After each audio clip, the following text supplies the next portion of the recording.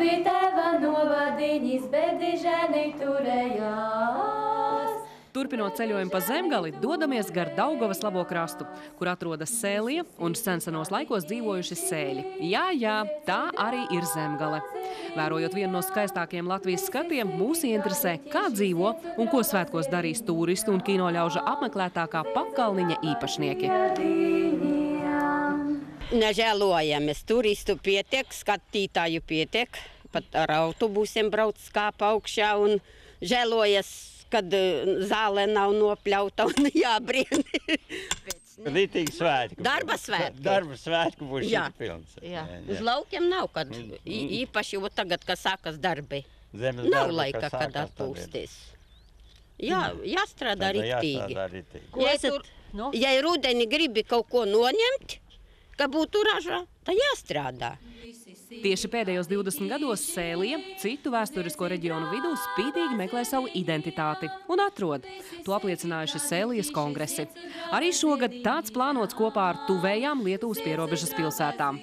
Īsts Sēlijas patriots un ideja ģenerators ir akadēmiķis Jānis Stradiņš, kura tēvs un vectēvi nākuši no Viesītes. Tieši atmodas gados ar Viesītes iedzīvotāju atsaucību izveidots Stradiņu dzimtes muzejs. Kaut arī Viesīte pēcatmodas gados zaudējusi ap 1000 iedzīvotāju, tā nav padavusies. 2002. gadā bijusi sakoptākā Latvijas pilsēta, un tāda tā gaida svētkus. Un tādi būs.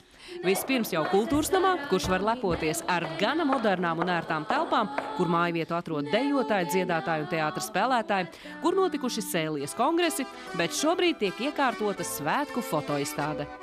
Mēs gribam apkopot Viesīti 20 gados, lai katrs cilvēks varētu izvērtēt, pats paskatīties bildes, izvērtēt, ko mēs esam 20 gados zaudējuši, ko mēs esam 20 gados ieguvuši. Ikdienas steigā mēs ļoti daudz aizmirst notikumus, kas mums ir bijuši 20 gadu garumā.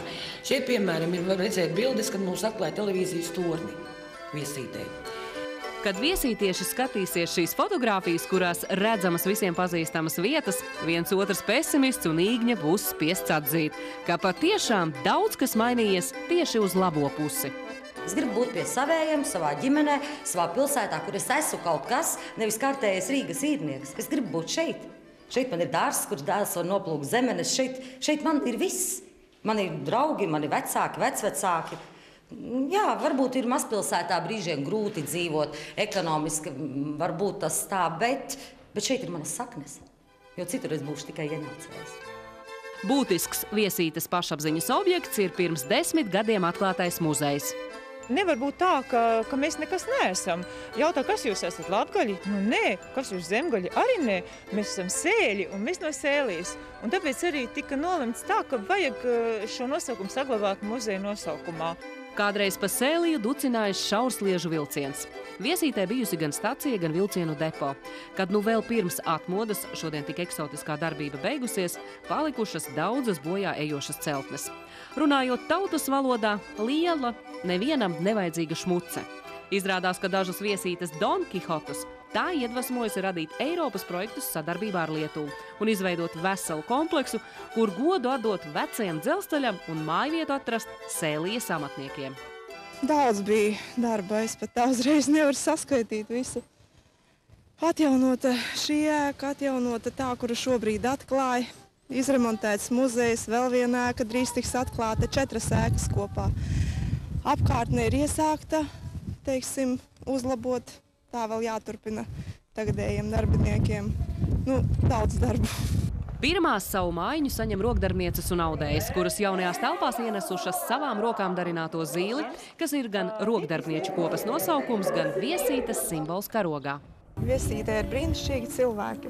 Ja kaut ko vajag norganizēt, kādam tik paprasti, tūlīt tās nāk 1, 2 un palīdz gan apkopt apkārtni, gan iekšā visu izdarīt. Tā kā, ja mums muzejā pašiem darbinieki ir maz, tad mēs varam paļauties uz tiem, kas mums ir apkārt. Jo vairāk pie tā domā, jo vairāk idejas rodas, un tad gribas to, un kad jautā, kas ir izdarīts, tad vienmēr iznāk man tā, ka es runāju par to, bet mums būs tas, un mums vajag to.